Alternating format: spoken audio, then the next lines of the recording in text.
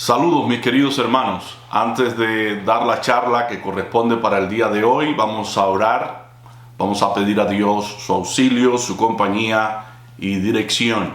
Oremos. Amante Padre Dios del cielo y de la tierra, vengo delante de ti humillado y arrepentido de todos mis pecados. Te doy gracias por la oportunidad y el privilegio que me das de compartir tu palabra. Rogamos que sea tu Espíritu Santo el que la administre, el que dirija cada palabra que se habrá de hablar y que todos resultemos edificados con tu palabra, que es viva y eficaz y más cortante que toda espada de dos filos y penetra hasta partir el alma y las coyunturas, los tuétanos, y discierne, descubre las intenciones de nuestro corazón. Gracias por esa palabra que no solamente nos enseña, sino también nos redarguye y nos guía a toda verdad. Todo lo pedimos, Padre, en el nombre de Cristo Jesús. Amén. En el día de hoy vamos a dar una exposición bíblica bajo el título Respuestas a las objeciones a la persona del Espíritu Santo. Antes de ello, permítanme dar una introducción acerca de la importancia de conocer las doctrinas bíblicas y especialmente la doctrina del Espíritu Santo. Cuando una persona es empleada para trabajar en un banco, además de recibir una guía de ética profesional que dice cómo debe tratar a los clientes y el tipo de vestuario requerido, se le da distintos entrenamientos relacionados con el manejo del dinero, la recepción de oro, prendas de valor y las habilidades para detectar los billetes que son reales. Con relación a este último requerimiento, la identificación de los billetes reales, se les enseña a los empleados algunas técnicas para detectar los billetes verdaderos. Lo primero que debe hacer el empleado es tocar el papel, pasar los dedos por el billete. Deberá sentir que es algo áspero al tacto como resultado del proceso de impresión y la composición única del papel. El papel de la moneda de los Estados Unidos, de la cual hablamos, es una mezcla de 75% de algodón y 25% de lino. Lo segundo que tiene que hacer el empleado es inclinar el billete para ver cómo la tinta de los números en la esquina inferior derecha cambia de cobre a verde en las denominaciones de $10 en adelante. La campana en el tintero del billete de $100 también cambia de cobre a verde.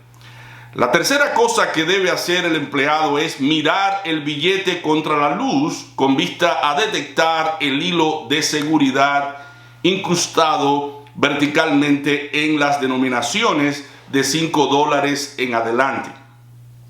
El hilo está incrustado en una posición diferente en cada denominación y se ilumina de un color diferente cuando se sostiene ante la luz ultravioleta. El hilo de seguridad es visible desde ambos lados del billete. En cuarto lugar, el empleado debe ver la marca de agua sosteniendo el billete contra la luz para ver una imagen tenue y a la derecha del retrato en las denominaciones de $5 en adelante. Las marcas de agua son visibles desde ambos lados del billete. En las denominaciones de $10 en adelante, la marca de agua coincide con el retrato. El billete de $5 de estilo actual tiene dos marcas de agua y ambas son del número 5. Los billetes también cuentan con números de serie que deben ser detectados, junto a ello el año de la serie y el número de placa. A los empleados de los bancos no se les enseña las características de los billetes falsos, los billetes falsos que existen, sino se les enseña cuáles son los billetes verdaderos con sus características específicas. Una vez que llega al banco, el billete falso es detectado rápidamente porque los empleados conocen cuáles son los billetes verdaderos por sus características.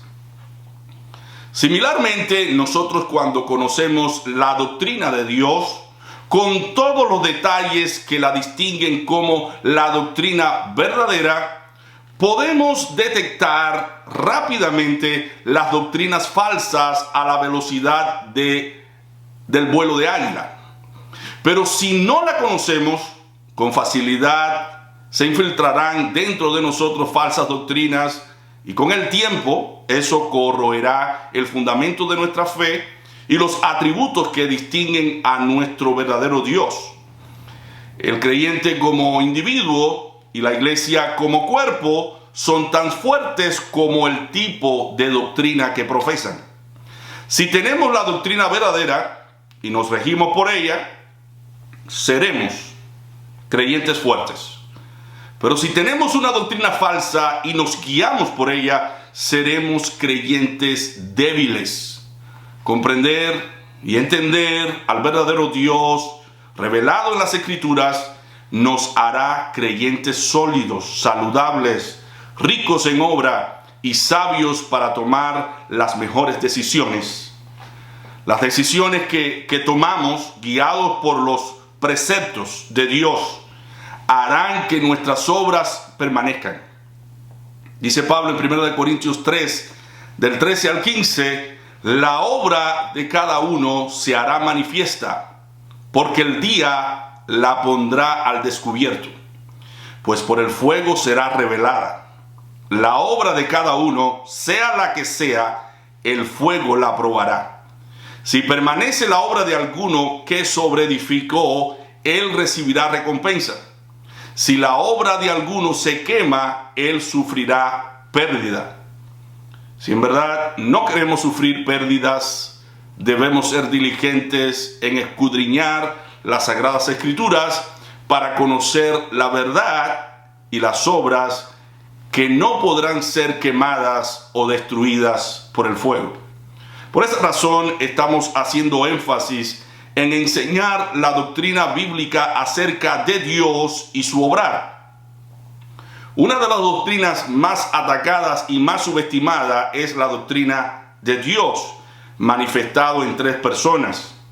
En la lección pasada presentamos respuestas a las objeciones a la divinidad de Cristo. Esta vez presentaremos las respuestas a las objeciones a la persona del Espíritu Santo. Nosotros creemos en un solo Dios trino compuesto por 3 personas distintas: Dios Padre, Dios Hijo, Dios Espíritu Santo.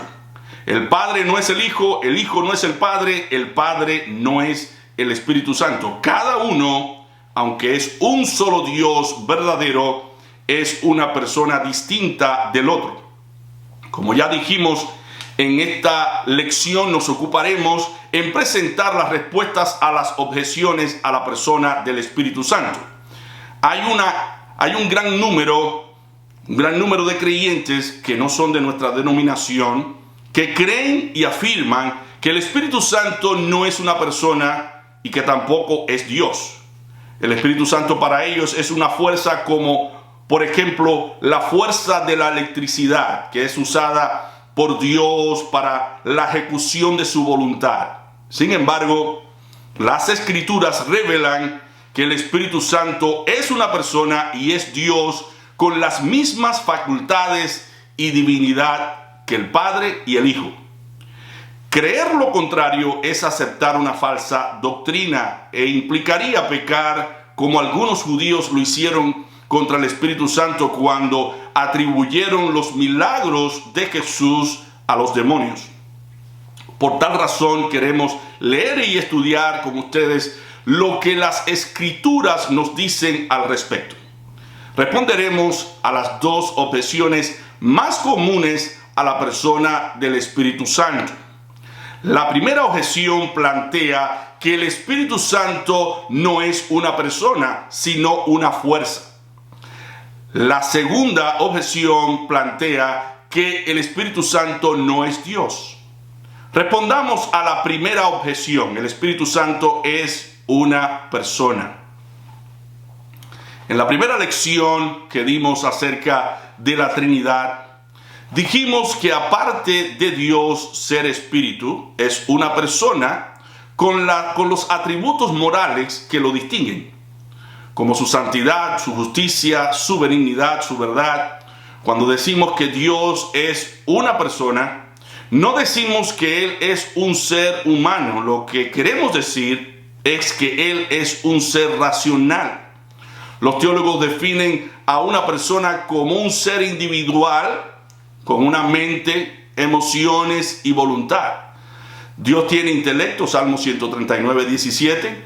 Dios tiene emociones, Salmo 78, 41. Y Dios tiene voluntad, 1 Corintios 1, 1. Por consiguiente, el Espíritu Santo posee las mismas características en su personalidad. Primero, el Espíritu Santo es una persona porque le podemos mentir. En el capítulo 5 de los Hechos se puede demostrar esta verdad. Cierto hombre llamado Ananías, con Zafira su mujer, vendió una heredad y sustrajo parte del precio, sabiéndolo también su mujer. Luego llevó solo el resto y lo puso a los pies de los apóstoles. Pedro le dijo a Ananías: ¿por qué llenó Satanás tu corazón para que mintieras al Espíritu Santo y sustrajeras del producto de la venta de la heredad? Ananías mintió contra el Espíritu Santo. Si el Espíritu Santo es una fuerza como la electricidad, como afirman algunos o muchos, ¿cómo se podría pecar y mentir contra algo impersonal sin ser una persona? Obviamente, el Espíritu Santo es reconocido como una persona porque se le puede mentir. De igual manera, el Espíritu Santo es una persona a la cual podemos entristecer. Pablo en Efesios 4, versículo 30 dice: y no entristezcáis al Espíritu Santo de Dios, con el cual fuisteis sellados para el día de la redención. ¿Cómo podríamos entristecer a algo que no tiene las características de un ser racional? No cabe en el sentido más lógico esa posibilidad. En tercer lugar, el Espíritu Santo es una persona porque habla y llama al ministerio. La obra de Dios es guiada y controlada por el Espíritu Santo. El Espíritu Santo es el encargado de hablar y asignar responsabilidades en el cuerpo de Cristo, que es la iglesia del Dios vivo, columna y apoyo de la verdad. Dice la Escritura: había entonces en la iglesia que estaba en Antioquía profetas y maestros: Bernabé, Simón el que se llama Níger, Lucio de Cirene, Manaén el que se había criado junto con Herodes el tetrarca, y Saulo. Ministrando estos al Señor y ayunando, dijo el Espíritu Santo: apartadme a Bernabé y a Saulo para la obra a la que los he llamado. Entonces, habiendo ayunado y orado, les impusieron las manos y lo despidieron. Hechos 13, del 1 al 3. ¡Qué grandeza la de entender y comprender que el curso de la iglesia lo traza el Espíritu Santo cuando existen siervos de Dios que descansan en su dirección y decisión? No se le impone al Espíritu lo que habrá de hacerse, sino se deja que Él hable para saber lo que se habrá de hacer. No hay ministerio que fracase, ni iglesia que se destruya si camina con el testimonio del Espíritu Santo. El Espíritu Santo habló y apartó a Bernabé y a Pablo para la obra del ministerio. ¿Puede acaso una fuerza impersonal, como dicen algunos la electricidad, hacer tal obra? No solamente el Espíritu Santo habla y aparta a los creyentes para un ministerio, sino también, en cuarto lugar, el Espíritu Santo imparte testimonio a través de palabras habladas por personas que Él usa para transmitir su verdad. Por ejemplo, en Hechos capítulo 20 en el discurso de despedida de Pablo en Mileto, Pablo testifica lo que el Espíritu Santo le estaba hablando a él a través de palabras dichas en boca de otras personas. Dice Pablo: salvo que el Espíritu Santo por todas las ciudades me da testimonio de que me esperan prisiones y tribulaciones. Hechos 20, versículo 23. Es interesante ver cómo los siervos de Dios vivían pendientes a la voz del Espíritu Santo. El Espíritu Santo era escuchado, era reverenciado y respetado como una persona.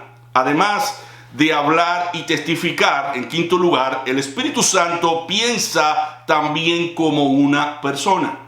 Esto es lo que veremos en Hechos 15. El Evangelio había pasado a los gentiles, los cuales no tenían la cultura judía ni las leyes rituales de entonces. Estos gentiles que tenían la fe en Jesucristo y sus enseñanzas respecto a la vida moral en la que debían vivir, fueron aliviados de la carga de llevar las tradiciones judías como normas por la decisión tomada del Espíritu Santo y aquellos encargados de la iglesia naciente. Pablo, como encargado de los gentiles, juntamente con los demás apóstoles, dijeron en Hechos 15, 28: pues ha parecido bien al Espíritu Santo y a nosotros no imponeros ninguna carga más que estas cosas necesarias. El Espíritu Santo pensó como un ser racional, y con la autoridad divina que le concierne tomó la decisión de guiar a los apóstoles para tomar esta medida que era crucial para que el Evangelio de la gracia fuera el que guiara a los creyentes al crecimiento espiritual, sin que les fuera un obstáculo las costumbres o la cultura judía, que de momento ellos no iban a entender y luego sería interpretada del modo espiritual en las cartas epistolares para todos los creyentes en Cristo. Así que el Espíritu Santo pensó como piensa un padre de familia que está criando a sus hijos. Él sabe lo que sus hijos necesitan en cada momento y administra el conocimiento de la verdad conforme a la necesidad y la capacidad de ellos. Por otro lado, en sexto lugar, el Espíritu Santo es una persona porque enseña. Dice Jesús en Lucas 12, versículo 12. Porque el Espíritu Santo os enseñará en la misma hora lo que debéis decir. Tengamos presente que los discípulos eran hombres sin letras, sin preparación alguna. Pero Cristo les prometió que el Espíritu Santo les enseñaría lo que ellos habrían de decir en el momento adecuado. Esto nos da una lección para entender que aquellos que escudriñaron la palabra de Dios eran guiados por el Espíritu Santo, y nosotros también debemos ser guiados por el Espíritu Santo al estudiar la palabra, porque la palabra nos recordará lo que Cristo nos ha enseñado. Es lo mismo que pasa con los predicadores. Ellos deben descansar en la obra y capacidad del Espíritu Santo, tanto a la hora de preparar un sermón como a la hora de comunicarlo. El Espíritu muchas veces nos ha sorprendido como predicadores con ideas, escrituras que nunca fueron pensadas de ese modo, ni aplicadas de la misma manera en que Él lo aplica en el momento de una predicación. Así que nosotros sabemos cuánta ayuda nos ha dado el Espíritu Santo en los momentos en que hemos estado comunicando la palabra de Dios y preocupados en lo que debemos decir o no. Una fuerza impersonal no tendría la capacidad, la facultad de enseñar lo que el Espíritu Santo como persona nos enseña. Además, en séptimo lugar, el Espíritu Santo es una persona que recuerda lo que Cristo enseñó. Dice Cristo en Lucas 14, 26, pero el Consolador, el Espíritu Santo, a quien el Padre enviará en mi nombre, Él os enseñará todas las cosas y os recordará todo lo que yo os he dicho. Solamente las personas tienen las capacidades o las habilidades de recordar cosas que están archivadas en la mente. Recuerdos, palabras, eventos, historias, etc. Cosas que una silla o un escritorio no puede hacer. El Espíritu Santo nos recordará las palabras enseñadas por Cristo, todas las cosas que tienen que ver con nuestra experiencia con Dios. De ahí la necesidad de no permitir que el diablo nos lleve a pensar que podemos vivir sin la compañía y el auxilio del Espíritu Santo. Necesitamos su asistencia a la hora de estudiar y meditar y reflexionar en las Sagradas Escrituras. Por mucho que uno estudie, por mucho que uno se capacite, no podrá por sí solo exponer el caudal de conocimiento bíblico que posee inherentemente el Espíritu Santo. Y Él es quien nos revela la voluntad de Dios. Dice Pablo en 1 Corintios 2:11, porque ¿quién de entre los hombres conoce las cosas del hombre? Sino el espíritu del hombre que está en él. Del mismo modo, nadie conoció las cosas de Dios, sino el Espíritu de Dios. Por eso, en octavo lugar, el Espíritu Santo es el encargado de revelarnos lo que está en Dios. Así que en la medida en que estemos en relación con Él y dejemos que Él actúe en nosotros, oiremos aquellas cosas que Dios mismo a través del Espíritu Santo nos revelará y experimentaremos cosas gloriosas que solamente el Espíritu puede dar a conocer. Dice Pablo en 2 Corintios 12 del 1 al 6. Ciertamente, no me conviene gloriarme, pero me referiré a las visiones y a las revelaciones del Señor. Conozco a un hombre en Cristo que hace 14 años, sin el cuerpo no lo sé, si fuera del cuerpo no lo sé, Dios lo sabe. Fue arrebatado hasta el tercer cielo. Y conozco al tal hombre, sin el cuerpo, fuera del cuerpo, no lo sé, Dios lo sabe, que fue arrebatado al paraíso, donde oyó palabras inefables que no les es dado al hombre expresar. De tal hombre me gloriaré, pero de mí mismo en nada me gloriaré, sino en mis debilidades. Sin embargo, si quisiera gloriarme sería insensato, porque diría la verdad, pero lo dejo para que nadie piense de mí más de lo que en mí ve u oye. Esto también me hace recordar cuando el Espíritu Santo trasladó a Felipe de un lugar a otro. Esta historia es interesante leerla. Se encuentra en Hechos 8 del 26 en adelante. Y dice así: un ángel del Señor habló a Felipe diciendo: levántate y ve hacia el sur por el camino que desciende de Jerusalén a Gaza, el cual es desierto. Entonces él se levantó y fue, y sucedió que un etíope, eunuco, funcionario de Candace, reina de los etíopes, el cual estaba sobre todos los tesoros, sus tesoros, y había venido a Jerusalén para adorar, volvía sentado en su carro leyendo al profeta Isaías. El Espíritu Santo dijo a Felipe: acércate y júntate a ese carro. Acudiendo Felipe, lo oyó que leía al profeta Isaías y dijo: ¿pero entiendes lo que lees? Él dijo: ¿y cómo podré si alguien no me enseña? Y rogó a Felipe que subiera y se sentara con él. El pasaje de la escritura que leía era este: como oveja a la muerte fue llevado, y como cordero mudo delante del que lo trasquila, así no abrió su boca. En su humillación no se le hizo justicia, mas su generación, ¿quién la contará? Respondiendo el eunuco, dijo a Felipe: te ruego que me digas, ¿de quién dice el profeta esto? ¿De sí mismo o de algún otro? Entonces Felipe, abriendo su boca y comenzando desde esta escritura, le anunció el evangelio de Jesús. Yendo por el camino, llegaron a un lugar donde había agua, y dijo el eunuco: aquí hay agua, ¿qué impide que yo sea bautizado? Felipe dijo: si crees de todo corazón, bien puedes. Él respondiendo dijo: creo que Jesucristo es el Hijo de Dios.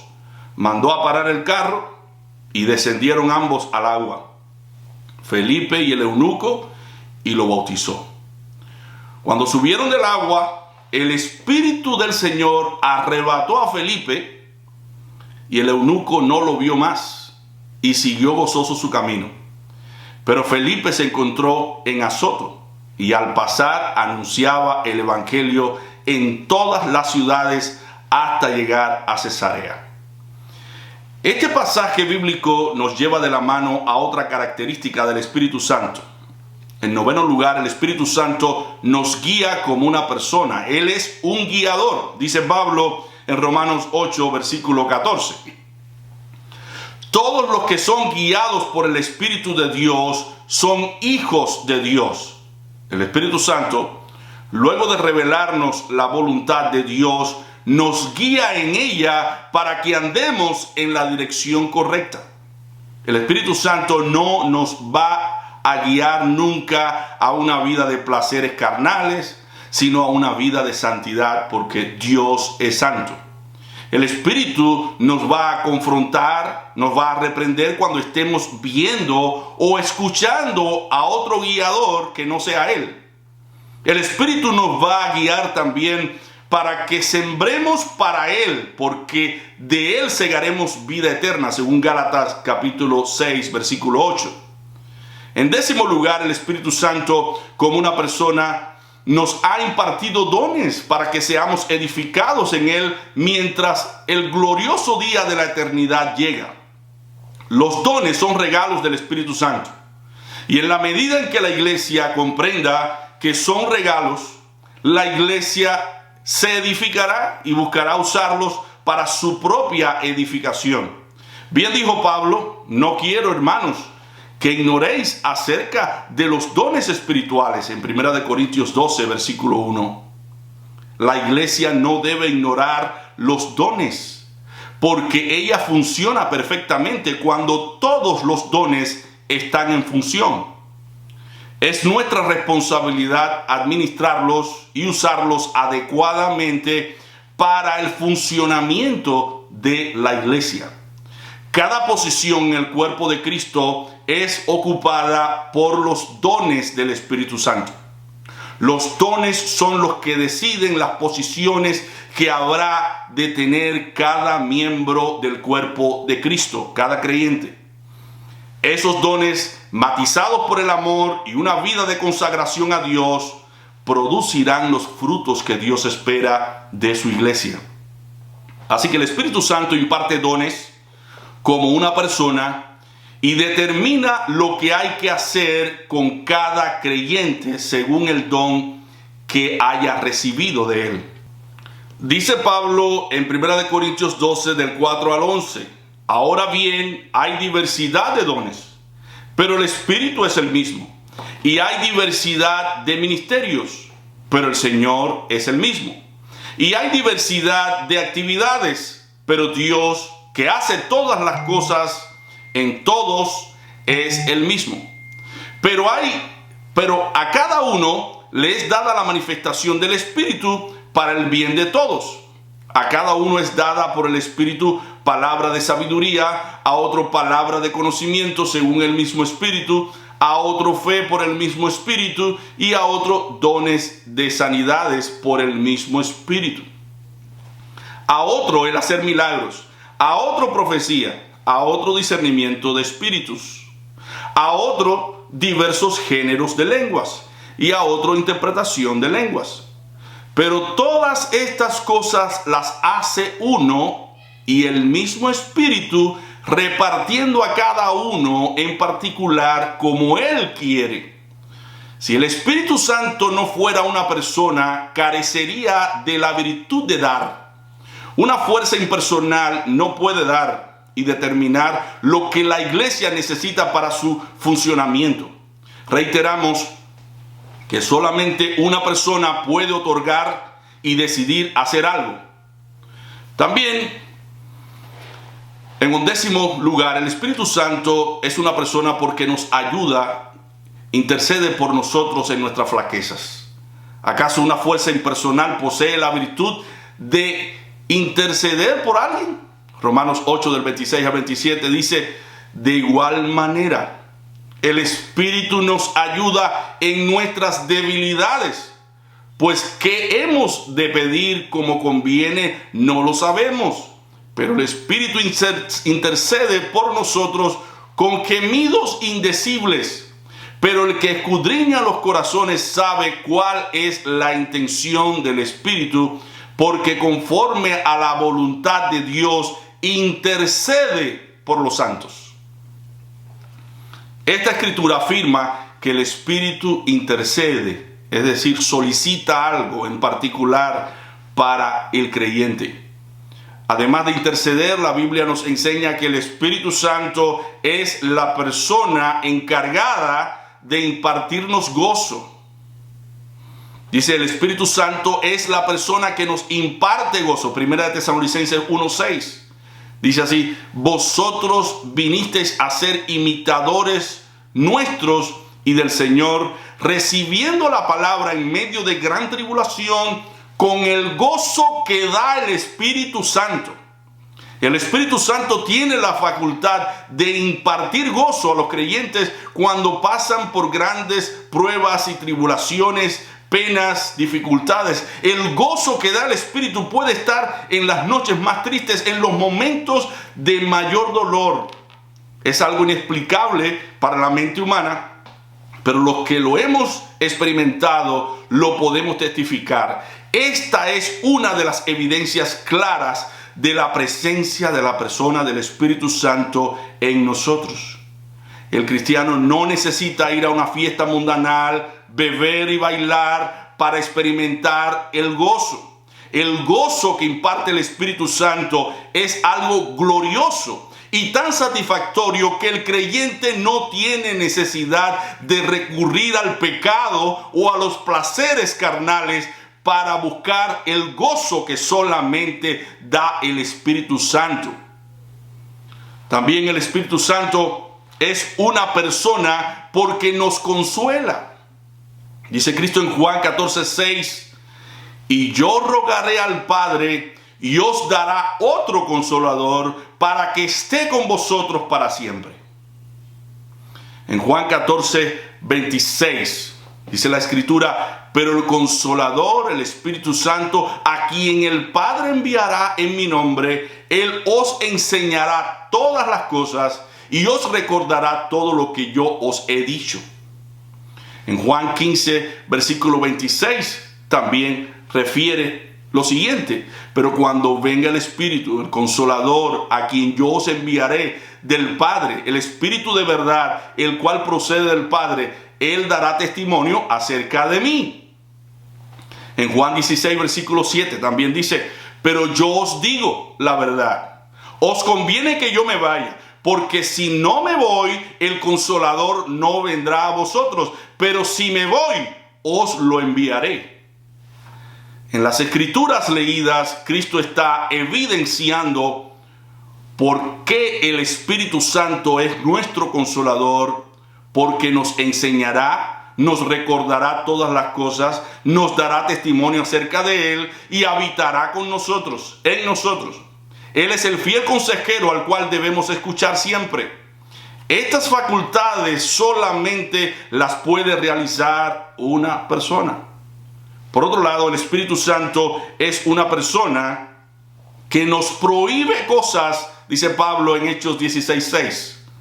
Atravesando Frigia y la provincia de Galacia, les fue prohibido por el Espíritu Santo hablar la palabra en Asia. No sabemos los motivos de la prohibición, pero se ve a las claras la autoridad y la voluntad de una persona. Una cosa, una fuerza impersonal, un metal, una piedra, ¿puede decidir y controlar la voluntad de un grupo de personas? El Espíritu Santo, como persona, informa, consuela, da testimonio, prohíbe, decide, envía y pone a los creyentes en sus puestos según sus dones. El Espíritu Santo también es una persona porque pone a pastores y les da responsabilidades para que cuiden la iglesia que Cristo ganó con su sangre. Dice Pablo en Hechos 20, versículo 28. Por tanto, mirad por vosotros y por todo el rebaño en que el Espíritu Santo os ha puesto por obispos para apacentar la iglesia del Señor, la cual Él ganó por su propia sangre. Y como un aspecto de la personalidad del Espíritu Santo, las Escrituras nos dicen que el Espíritu Santo es una persona porque puede ser ofendida. El autor de los Hebreos, en Hebreos 10, versículo 29, dice: ¿cuánto mayor castigo pensáis que merecerá el que pisoteare al Hijo de Dios y tenga por inmunda la sangre del pacto en la cual fue santificado y ofenda al Espíritu de gracia?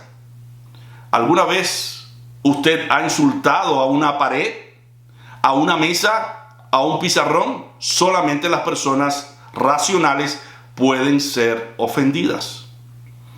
Nosotros podemos ofender al Espíritu Santo por conversaciones ociosas, palabras indecentes, amarguras, celos, contiendas, pleitos, enemistades, frialdad espiritual y malos deseos, que es idolatría. Dice Pablo en 1 Corintios 3:16. ¿Acaso no sabéis que sois templo de Dios y que el Espíritu de Dios está en vosotros? Pablo pone una señal de alerta en la mente de los creyentes por el hecho de que somos templo del Espíritu Santo. Y por ello no debemos hacer cosas que ofendan al Espíritu de gracia. El Espíritu Santo es comparado con la paloma sencilla que se ofende fácilmente por las cosas antes mencionadas. Sin embargo, no podemos ignorar que aparte de que el Espíritu Santo es una persona, es Dios. El Espíritu Santo es Dios. El Espíritu puede ser ofendido como Dios. Ananías y Zafira ofendieron al Espíritu Santo. Sin embargo, dice Pedro que no ofendieron a hombres, sino al mismo Dios, refiriéndose al Espíritu Santo. Ananías, ¿por qué llenó Satanás tu corazón para que mintieras al Espíritu Santo y sustrajeras del producto de la venta de la heredad? Reteniéndola no te quedaba a ti y vendida no estaba en tu poder. ¿Por qué pusiste esto en tu corazón? No has mentido a los hombres, sino a Dios. Hechos 5:3. Pedro quiere enseñarnos a ti y a mí que el Espíritu Santo es Dios porque Él puede quitar y dar la vida. Dice la Escritura que al oír Ananías estas palabras cayó y expiró. Y sobrevino un gran temor sobre todos los que lo oyeron. Esta fue una demostración de la deidad del Espíritu Santo como Dios. En segundo lugar, el Espíritu Santo es Dios porque los creyentes pueden ser bautizados en su nombre. Cristo les dijo a sus discípulos que bautizaran a los creyentes en el nombre del Padre, del Hijo y del Espíritu Santo. Esta es otra evidencia de que el Espíritu Santo es Dios. Mateo 28:19. Por tanto, id y haced discípulos a todas las naciones, bautizándolos en el nombre del Padre, del Hijo y del Espíritu Santo. ¿Hubiese podido Cristo haberles dicho a sus discípulos que bautizaran a alguien en nombre de una persona que sea menos que Dios? Como vemos, los tres, el Padre, el Hijo y el Espíritu Santo, están en el mismo nivel de poder y facultad. En tercer lugar, las palabras dichas por Dios en el Antiguo Testamento, en el Nuevo Testamento, se reconocen como una acción directa del Espíritu Santo. Isaías 6, del 8 al 10. Después oí la voz del Señor que decía: ¿a quién enviaré? ¿Y quién irá por nosotros? Entonces respondí yo: heme aquí, envíame a mí. Y dijo: anda y dile a este pueblo, oíd bien, y no entendáis. Ved por cierto, pero no comprendáis. Embota el corazón de este pueblo, endurece sus oídos y ciega sus ojos, para que no vea con sus ojos, ni oiga con sus oídos, ni su corazón entienda, ni se convierta y haya para él sanidad. Pablo en Hechos 28, del 25 al 26, atribuye la frase de Isaías al Espíritu Santo. Como no estaban de acuerdo entre sí, al retirarse, les dijo Pablo esta palabra. Bien habló el Espíritu Santo por medio del profeta Isaías a nuestros padres, diciendo: ve a este pueblo y diles, de oído oiréis y no entenderéis, y viendo veréis y no percibiréis. Así que las palabras dichas por Dios en el Antiguo Testamento, en el Nuevo Testamento, se reconocen como una acción directa del Espíritu Santo. Por lo que comprendemos básicamente la igualdad de poder y perfección entre el Padre, el Hijo y el Espíritu Santo como un solo Dios verdadero. En cuarto lugar, el Espíritu Santo es Dios en virtud de que Él es un miembro de la Trinidad. Los apóstoles, a la hora de replantear su fe a los creyentes, no cesaban de hablar de un Dios trino que se manifiesta en la obra de salvación y santificación de los creyentes. Pedro incluye a los tres miembros de la Trinidad en 1 de Pedro 1:2, al decir, Pedro dice: a los elegidos según el previo conocimiento de Dios Padre, en santificación del Espíritu, para obedecer y ser rociados con la sangre de Jesucristo. Gracia y paz os sean multiplicadas. Esto provee a las claras una prueba de la personalidad y divinidad del Espíritu Santo. Él es igual al Padre, igual al Hijo, en todos los sentidos. Él no es menos que Dios. La participación y unidad del Padre, del Hijo y del Espíritu Santo son elocuentes en el Antiguo y Nuevo Testamento. Quiero terminar con dos citas más que evidencian, en quinto lugar, que el Espíritu Santo es Dios, como Dios el Padre y Dios el Hijo. En Salmo 95, del 6 al 11, dice el salmista, cuando hace alusión a un pasaje que habla de la decisión de Dios de no permitir la entrada a la tierra prometida de los israelitas que se rebelaron contra él. El salmista dice de esta manera: venid, adoremos y postrémonos, arrodillémonos delante de Jehová nuestro Hacedor, porque Él es nuestro Dios, nosotros el pueblo de su prado y ovejas de su mano. Si oís hoy su voz, no endurezcáis vuestro corazón como en Meriba, como en el día de Masa, en el desierto, donde me tentaron vuestros padres. Me probaron y vieron mis obras. 40 años estuve disgustado con la nación y dije: es pueblo que divaga de corazón y no han conocido mis caminos. Por tanto, juré en mi furor que no entrarían en mi reposo. ¿Quién fue el que juró que los que se rebelaron contra Dios no entrarían a la tierra prometida? Dios mismo. Sin embargo, esa expresión es atribuida directamente al Espíritu Santo.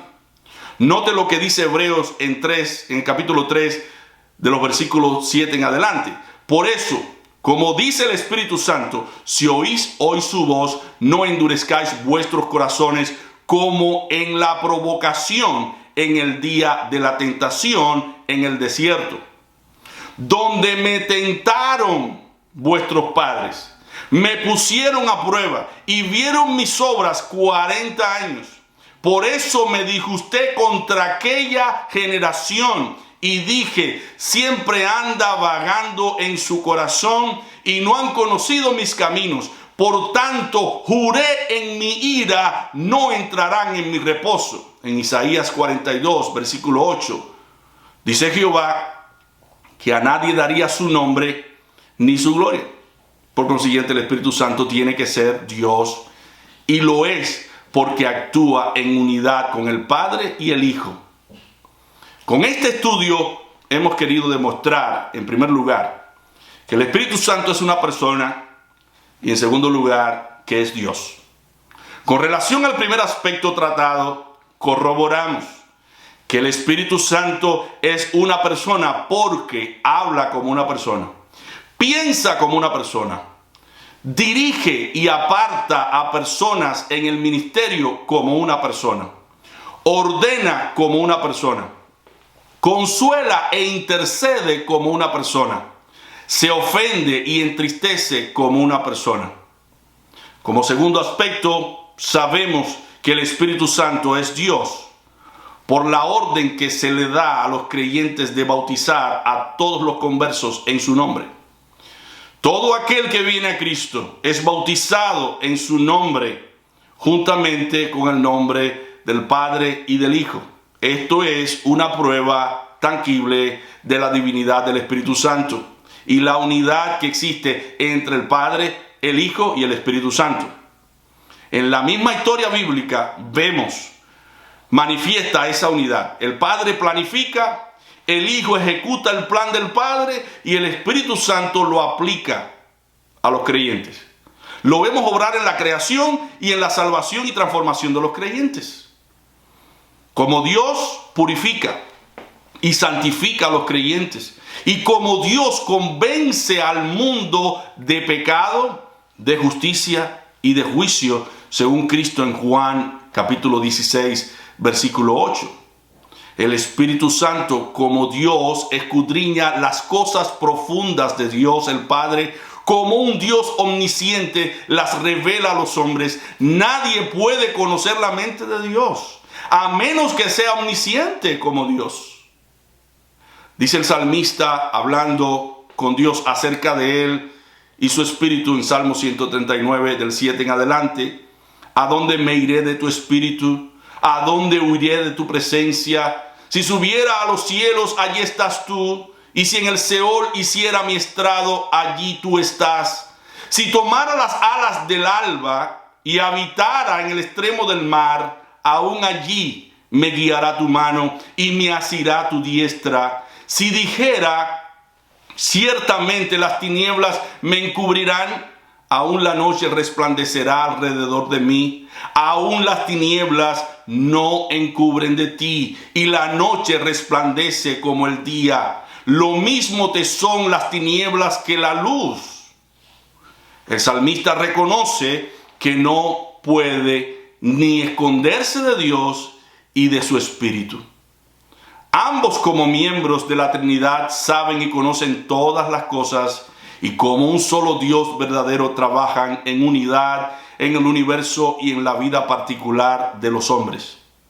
Oh, cuánta importancia tiene para nosotros esta doctrina como iglesia.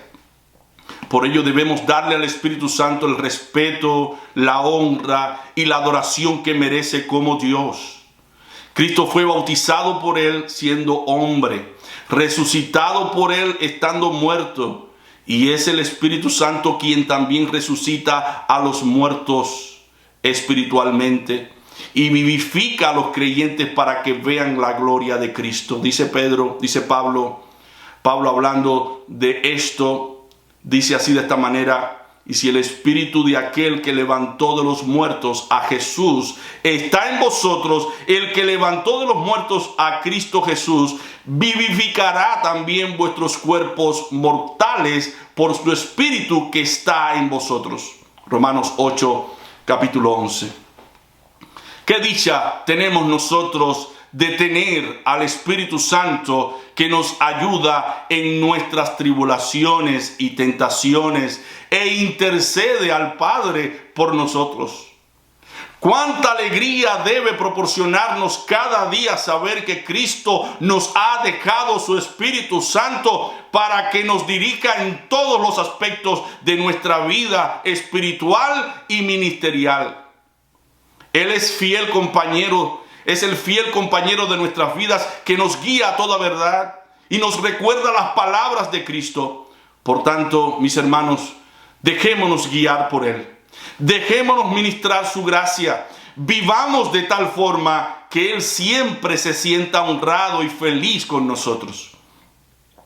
Descansemos en su obra y no permitamos que las falsas doctrinas nos lleven a perder el concepto de lo que el Espíritu Santo es y lo que representa para la divinidad misma. Que tengamos oídos para oír lo que Él habla. Que tengamos corazón para guardar lo que Él nos demanda. Y que nuestra voluntad esté siempre dispuesta a cumplir lo que Él ordena. Que su paz nos inunde, que su poder nos domine, que su reprensión nos despierte, que su advertencia nos persuada, que su consejo nos ilumine, que su poder nos santifique y restaure, que su estadía nos imparta paz y fortaleza y que de todo lo que pensamos, hablamos, sentimos y hacemos, Él sea glorificado. Que vivamos de tal modo que nadie ponga en dudas de que Él es quien nos dirige y nos posee. Que Dios les bendiga y Él tome siempre la honra y la gloria cada vez que estudiamos su santa palabra. Vamos a orar. Amante Padre, Señor del cielo y de la tierra, bendigo tu nombre, glorifico tu nombre. Gracias por la revelación de tu palabra. Gracias, Señor, porque estamos entendiendo tus designios, tus propósitos, tus normas, tus leyes, pero estamos entendiendo quién eres tú para nosotros, para que te adoremos tal cual tú eres, que no adoremos al Dios de nuestra imaginación, sino al Dios revelado a través de las Sagradas Escrituras. Gracias por revelarte a nosotros. Gracias por darnos tu Espíritu Santo, el cual está en nosotros y estará con nosotros hasta el fin del mundo. Gracias por las manifestaciones de tu Espíritu. Gracias por convencernos de tu existencia y de tu poder. Toma tú la honra y la gloria de todas estas charlas y exposiciones y que siempre estemos ávidos de escuchar tu palabra. En el nombre de Cristo Jesús te lo pedimos. Amén.